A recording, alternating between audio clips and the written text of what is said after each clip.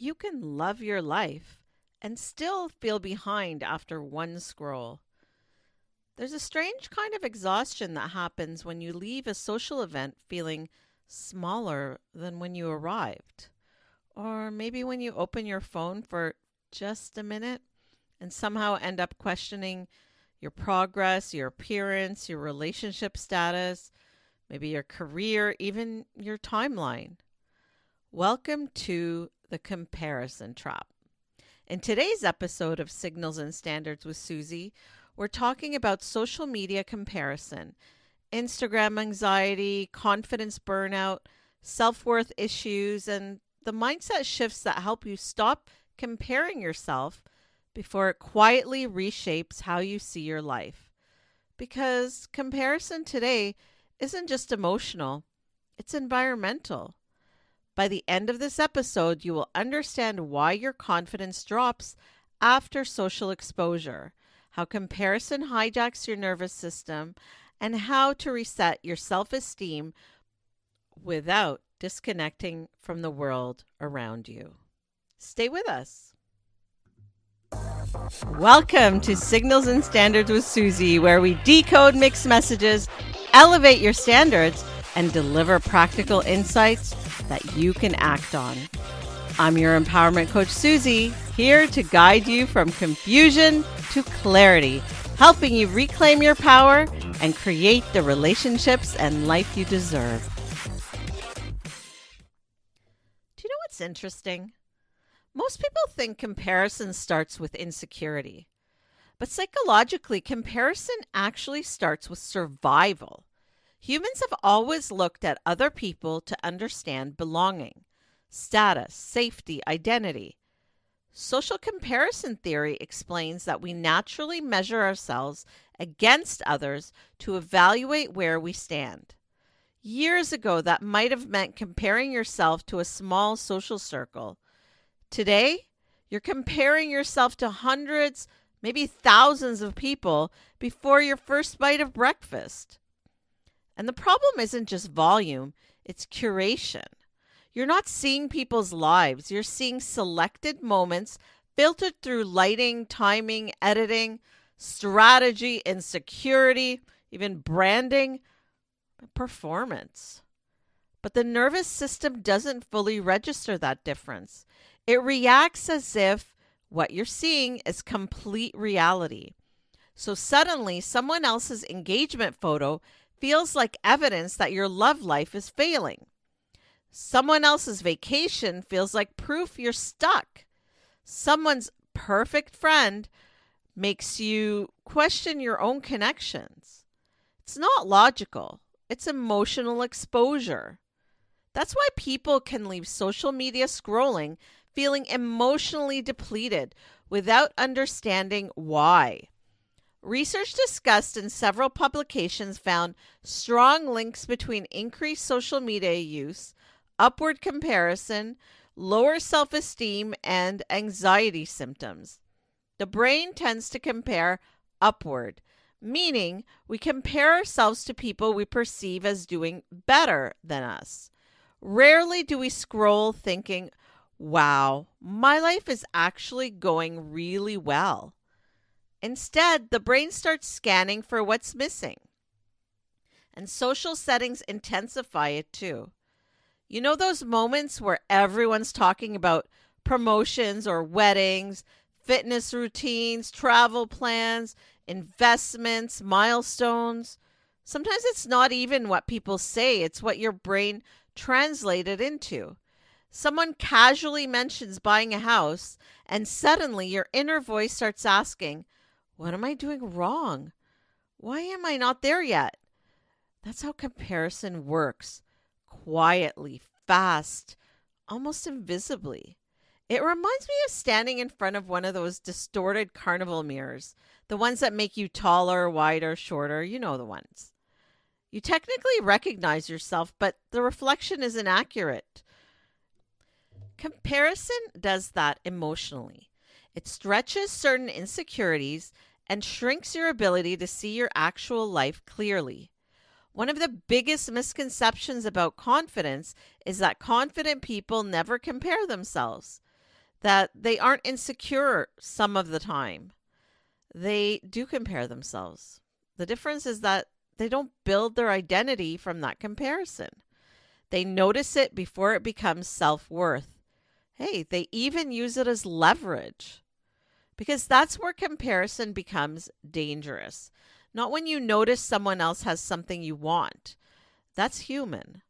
It becomes harmful when someone else's visibility becomes evident that you are failing. It's the lens you put on it. And we all know the online world has made visibility powerful right now. We are constantly exposed to people's highlights in real time, their announcements, their achievements, their before and afters, their relationships, transformations, and on and on and on. People's curated life can start feeling like the standard instead of the exception. Experts speak about how social media pulls people into cycles of emotional measurement instead of mindful presence. You stop experiencing your life directly because you're too busy evaluating it. That's comparison burnout, not just insecurity. The emotional fatigue that comes from constantly auditing yourself against everybody else's visible moments is exhausting. What's fascinating is that people often confuse comparison with motivation. They'll say, well, seeing other people succeed pushes and inspires me. Sometimes it does. Inspiration exists.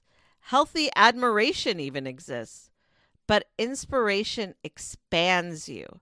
Comparison, it contracts you. However, remember that inspiration says, maybe I can grow too. Comparison says, I'm already behind. That emotional difference matters more than you can imagine. And honestly, some of the loudest comparison spirals happen when people are already emotionally vulnerable. If your nervous system is tired, stressed, lonely, maybe it's even heartbroken or uncertain, maybe even disconnected from yourself. Maybe this social exposure, it hits you a bit harder. Suddenly every post feels personal. Every milestone feels like pressure. Every beautiful image feels like proof that you missed something. That's why awareness matters more than perfection. You don't need to become someone who never compares. You need to become someone who catches it faster. The moment you can say, this is comparison, not truth, you interrupt the spiral. You create space between what you're seeing and what you're making it mean about yourself. And sometimes the deeper issue underneath comparison isn't jealousy at all, it's misalignment. You're looking at someone else's life because you've lost connection to your own values. You've started measuring your worth externally instead of internally. That's why people can accomplish huge things and still feel inadequate online. External validation has no finish line. One thing I would like listeners to try this week is something called a comparison interruption check in. The next time you notice your mood shift after scrolling or socializing or seeing someone else's success, pause before reacting. Instead of immediately judging yourself, ask, what story am I creating right now about my own life? Then go one step deeper and ask, is this actually about what I want or about what I think I should want because everyone else is displaying it? Write the answer down honestly. A lot of people discover they're not actually craving the relationship or the lifestyle, the body, or achievement itself. They're craving the feeling they imagine it would give them. That security, belonging, the validation, maybe even freedom and love. That reflection changes everything because it pulls you out of surface comparison and brings you back to your real emotional needs.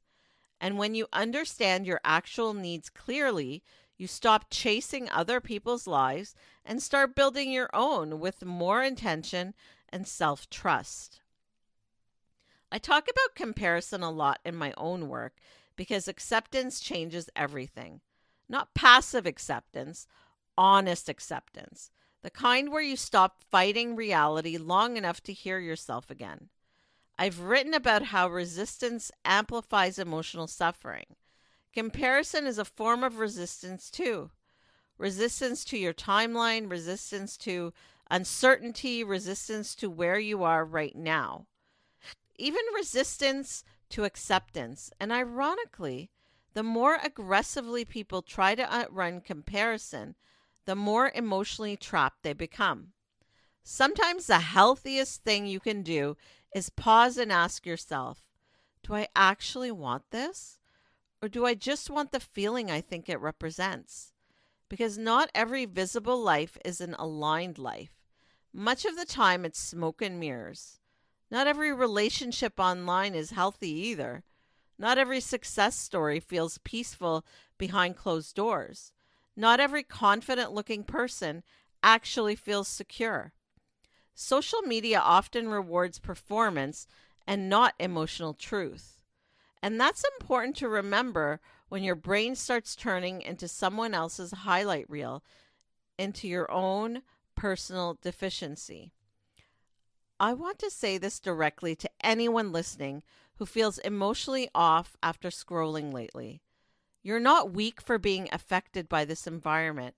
You are human in a hyper visible world. Your nervous system was not designed to absorb this many comparisons this quickly every day. That doesn't mean you disconnect from life completely. It means you learn how to return to yourself before the noise becomes identity. When comparison starts getting loud, pay attention to what happens in your body. Do you suddenly feel urgency, shame, pressure, defeat? That's your cue, not to spiral deeper, to reconnect, to ask yourself what actually matters to you outside visibility, outside the timelines, outside performance. Self-trust starts rebuilding the moment you stop treating everybody and their life as the measuring stick for your own. Alignment feels calmer than comparison. And usually the right path for you won't require abandoning yourself to chase it.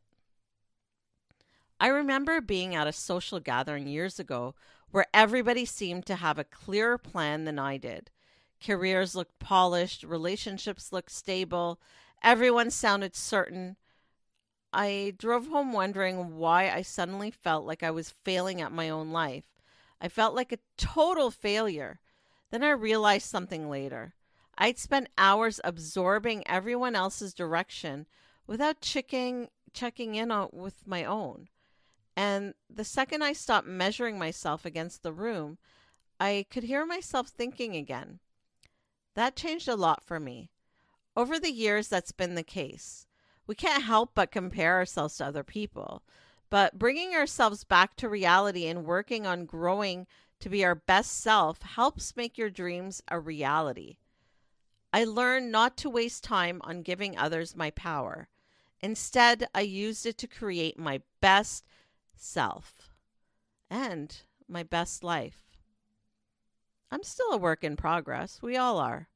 And it takes time and it takes work. But you know what?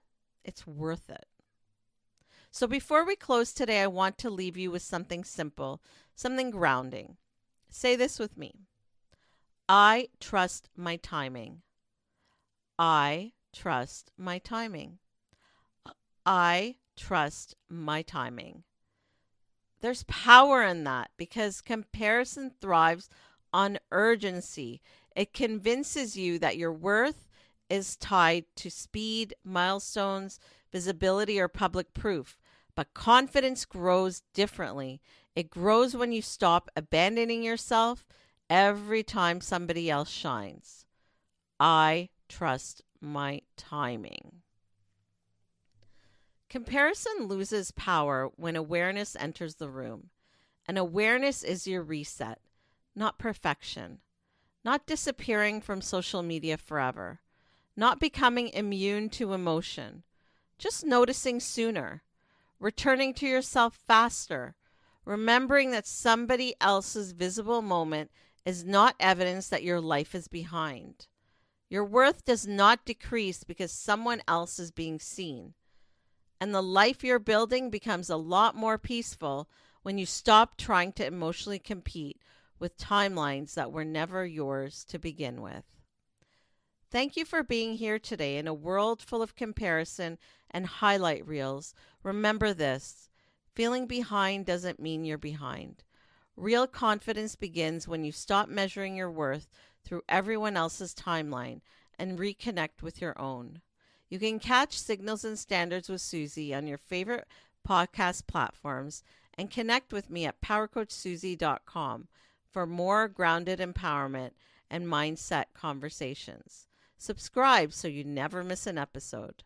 Until next time, stop measuring your life against the highlight reels. Your path still deserves your trust. Till next time. For daily inspiration and practical advice, find me on social media at Power Coach Susie. Got questions or ideas for the show? Head to powercoachsusie.com where you can connect with me, explore the blog, or learn more about what I do. This is Susie signing off. Until next time, keep reading the signals and never, ever lower your standards.